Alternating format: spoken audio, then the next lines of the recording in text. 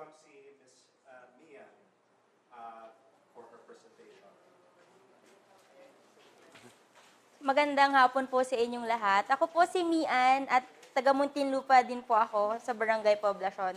Nandito po kami ngayon upang ibahagi sa inyo ang aming mga natutunan na batas mula sa law school. So, isa po sa mga i-discuss namin ngayon ay ang Magna Carta of Women.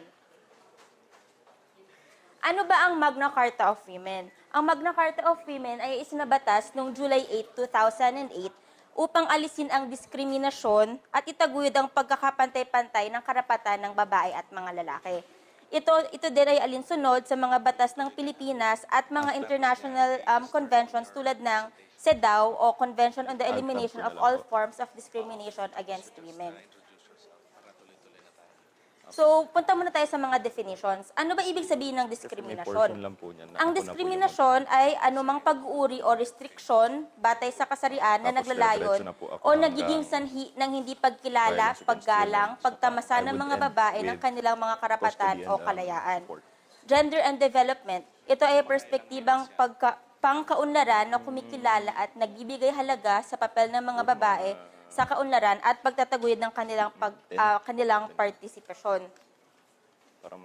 Gender mainstreaming. Ito ay isang estratehiya o strategy na pamahalaan upang maalis ang diskriminasyon laban sa mga kababaihan. At women empowerment, nang ibig sabihin ay pagkakaroon ng mga babae ng mga oportunidad na dati-dati nakalaan lamang para sa mga kalalakihan. Kami sa mga barangay protection order. Sino ang saklaw ng Magna Carta of Women? Lahat ng babaeng Pilipino, kahit anong edad, anong pinag-aralan, kahit may trabaho o wala, kahit sa anong relihiyon pa siya, lahat saklaw ng Magna Carta of Women. Tapos, ang batas na ito ay binibigyan din ng pansin ang kalagayan ng mga babaeng mga matatanda, mga may kapansanan, at mga babae sa iba't ibang larangan, tulad ng marginalized women at women in especially difficult circumstances. Ano ba ang ibig sabihin ng marginalized women? Ang ibig sabihin niyan ay yung mga mahihirap o yung mga mararatang tagalungsod, magsasaka, mangingisda, o mga kababaihang moro at katutubo. Ang ibig sabihin naman ng women in especially difficult circumstances ay yung mga kababaihan na nasa mapanganib na kalagayan. Ang mga halimbawa nito ay biktima ng pang-aabuso o karahasan, biktima ng prostitusyon, at biktima ng illegal recruitment at human trafficking. Ngayon naman, puntahan natin kung ano ba yung mga karapatan ng mga kababaihan ayon sa Magna Carta of Women. So, unang-una, proteksyon laban sa pang-aabuso at karahasan. Pangalawa ay ang bigyan sila ng kaligtasan tuwing may kalamidad at krisis. Pangatlo ay ang pantay na representasyon at partisipasyon sa politika at pamamahala. Pantay na pagturing ng batas at pantay na pagkakataong magkamit ng edukasyon at ang panghuli ay ang serbisyong pangkalusugan. Ngayon, puntahan natin ang proteksyon laban sa pang-aabuso at karahasan.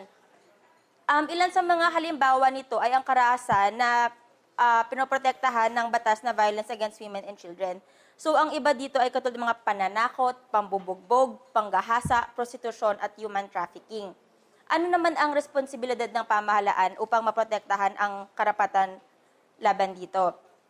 Ang una ay pagdaragdag ng mga babaeng tauhan sa police ahensya. So, kailangan mas dumami yung mga kababaihan sa police force.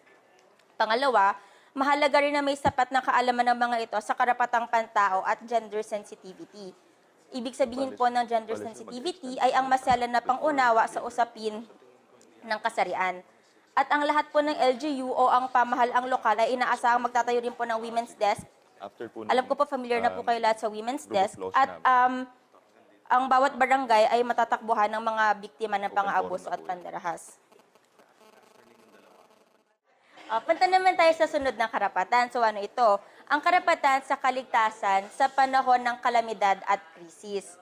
So ngayon, bawat babae ay dapat unahin sa pagbibigay ng proteksyon at kaligtasan. Kunyari kung may sakuna, may lindol o kung ano mang kalamidad. Ngayon naman, para sa susunod na mga karapatan ay i-report ng kasama ko na si June. Magandang hapon po. Ako po si June.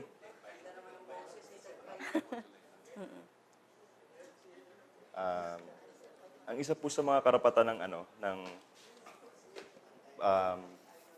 kababaihan ay ang pagkakaroon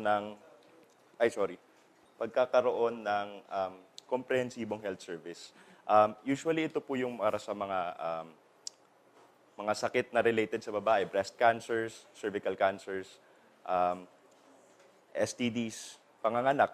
Isa rin pong problema ng panganak. And I think ito po yung dito rin po magki-click yung role ninyo as part of the barangay level. Kasi mas alam niyo yung kailangan ng mga tao sa paligid niyo. Nakikita niyo, nakakasalamuha niyo. Kadalasan kakilala niyo lahat na nasa loob ng barangay. So, kapag yung data na nag-gather nyo regarding dun sa mga pangangailangan nila in terms of medical needs, dito po papasok yung pagtulong natin para ma-uphold yung rights nila. Next is pantay na karapatan sa usapin ng pag-aasawa at pagpapamilya. Ito po yung mga patungkol sa karapatan na pumasok at lumabas sa kasal ayon sa family code at yung Kodigo Sibil natin na umiiral. Parehong karapatan na malaya at buong loob na pumili ng mapapangasawa at magpakasal kasi in some barangays po, syempre in terms of yung religious beliefs, minsan napipilitan po silang magpakasal sa mga tao na halimbawa sa mga Muslims. Mapipilitan po silang magpakasal dahil dun sa religious beliefs nila. So on the part of the barangays, alam nyo kung alin dito yung mga sectors na affect na ganun yung klase ng tradition or sinusundan na thought. So siguro mas mabibigyan nyo sila ng pangaral na ang pagpapakasal is dapat consensual on the part of the spouses, yung mag-asawa ho. And pagkatapos po ng mga karapatan nila, ayon po dun sa Magna Carta of Women, meron silang sinet na mekanismo para ipatupad yung mga karapatan ng mga kababaihan na ito. At ang isa sa mga ito ay yung pagkakaroon ng GAD, which means Gender and Development Plan and Gender and Development Budget.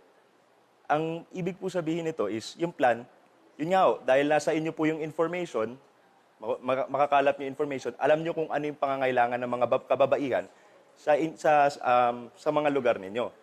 So, isi-set niyo ngayon magse-set kayo ngayon ng allocation na ang budget hindi dapat bababa sa 5%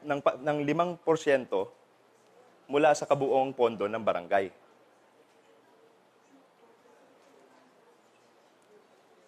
At parte ng mekanismo na